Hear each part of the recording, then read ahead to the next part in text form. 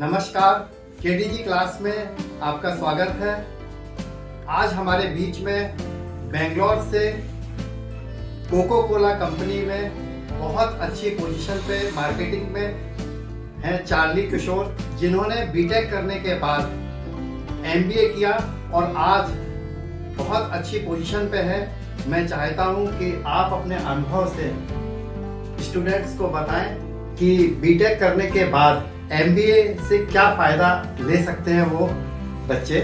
तो आज आप इसको थोड़ा सा बताइए अपने बारे में, कैसे फ़ायदा लिया जा सकता है। सबसे पहले तो थैंक यू मुझे मौका देने के लिए कि मैं अपने अनुभव में से कुछ आपके साथ शेयर कर सकूं। तो मैंने थोड़ा सा मेरे बारे में, मैंने इंजीनियरिंग करी है और इंजीनियरिंग के बाद 2 साल जॉब किया है आईटी सेक्टर में और फिर एमबीए किया है मार्केटिंग में। और उसके बाद से मैं पिछले 13 साल से जॉब में हूँ, जिसमें से ज़्यादातर मैं कोको कोला कंपनी में रहा हूँ और अभी मैं कोको कोला कंपनी में सीनियर मैनेजर हूँ मार्केटिंग में। अब चार्ली जी, मैं जानना चाहूँगा कि आपने कैसे प्रेरणा मिली एमबीए करने की और किस तरीके से आपने तैयारी की और कैसे हमारे छात्र भी इस तरीके से आगे बढ़ सकते हैं एमबीए के। सबसे पहले तो मैं ये बताना चाहूँगा कि मैं ये केडीजी क्लासेस रेगुलर फॉलो करता हूँ और उसमें काफ़ी अच्छी बातें बताई जाती हैं, स्पेशली हमारे युवा पीढ़ी के लिए। और बहुत सारी बातें जो हमें भी नहीं पता होती हैं और सिर्फ युवाओं के लिए नहीं, हर उम्र के लोगों के लिए ये काफ़ी मोटिवेशनल चीज़ें होती हैं इसमें।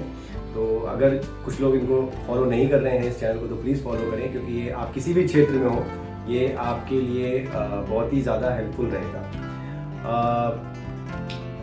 कमिंग टू मेरा खुद का एक्सपीरियंस, तो मैं ये शेयर करना चाहूँगा कि देखिए, इंजीनियरिंग हमारे देश में बहुत लोग करते हैं और अलग अलग स्ट्रीम में की जाती है, लेकिन इंजीनियरिंग आपको ज़रूरी नहीं कि सिर्फ किसी एक क्षेत्र में नौकरी के लिए तैयार करता है। इंजीनियरिंग आपको जीवन में आने वाली चुनौतियों के लिए तैयार करता है, वो किसी भी क्षेत्र में हो सकती है। आपने कई बार सुना होगा मैकेनिकल इंजीनियर, सिविल इंजीनियर, लेकिन सब लोग जाकर सॉफ्टवेयर में ही काम करते हैं।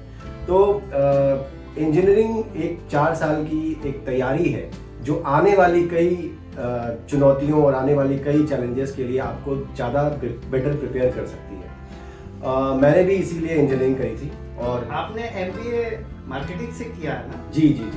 तो उसके बाद चूंकि क्या होता है कि इंजीनियरिंग में आप एक लेवल तक आ जाते हैं, इंजीनियरिंग में तैयारी करके, इंजीनियरिंग में 4 साल पढ़ाई करके आप एक लेवल तक आ जाते हैं। उसके बाद आपको आगे पढ़ने के लिए एक प्लेटफॉर्म मिल जाता है।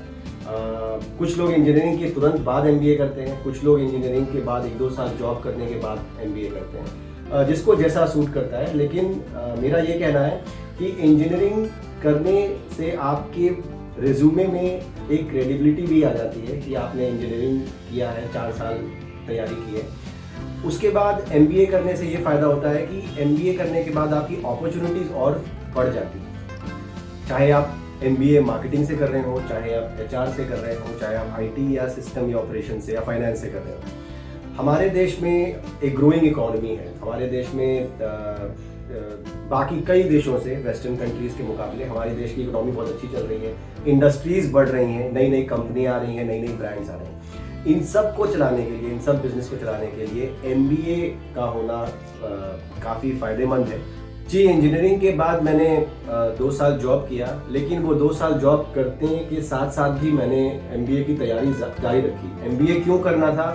क्योंकि मुझे पोस्ट ग्रेजुएशन ज़रूर करना था और पोस्ट ग्रेजुएशन करने के बाद बहुत सारे अपॉर्चुनिटीज़ खुल जाते हैं। अब वो पोस्ट ग्रेजुएशन आप टेक्निकल लाइन में भी कर सकते हैं और मैनेजरियल लाइन में भी कर सकते हैं। तो मेरे पास ऑप्शन था कि या तो मैं किसी एमटेक में करता इंडिया से या बाहर, या फिर मैं मैनेजरियल लाइन में चला जाता एमबीए करने के लिए। मेरा रुझाव एमबीए की साइड ज़्यादा था, इसलिए मैंने एमबीए की एंट्रेंस एग्ज़ाम की तैयारियाँ शुरू की। मैंने ये पता किया कि कौन कौन से अच्छे कॉलेजेस हैं इस कंट्री में, कौन उनका एग्ज़ाम कैसे होता है, उनकी तैयारी कैसे होती है। और मैंने नौकरी के साथ साथ अपना वक्त निकाल के पूरी फोकस के साथ वीकेंड्स में ज़्यादा, वीकडेज में थोड़ा कम तैयारी करके 2 साल तैयारी की। और उसके बाद मेरा Xavier Institute of Management Bhubaneswar में एंट्रेंस एग्ज़ाम, जो जैट एक एग्ज़ाम होता है, उसके थ्रू हुआ। 98.3 परसेंटाइल आई, तब भी मेरा वेटिंग था। तो 1 महीने बाद मेरा वेटिंग क्लियर हुआ एंड उस तरह से मैं जेवियर इंस्टीट्यूट ऑफ मैनेजमेंट में गया मार्केटिंग में, और 2 साल मैंने वहाँ पढ़ाई की। 2 साल पढ़ने के बाद वहाँ से मेरा कैंपस सिलेक्शन कोको कोला।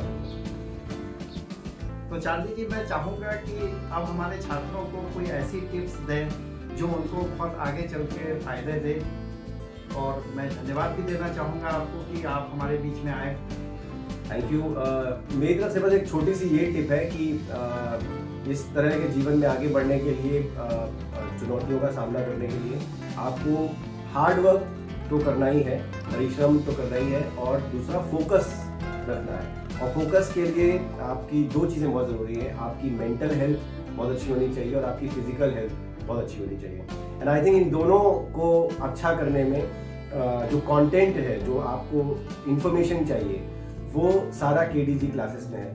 तो अगर आप KDG क्लासेस को फॉलो करेंगे, उसमें बहुत सारी ऐसी टिप्स है जो आपकी रेगुलर डे टू डे जिंदगी में भी काम आएंगी, और जब आप किसी ऐसी चुनौतियों के लिए खुद को तैयार कर रहे हैं तो उसमें भी आपको काफ़ी हेल्पफुल होगी। धन्यवाद। Thank you.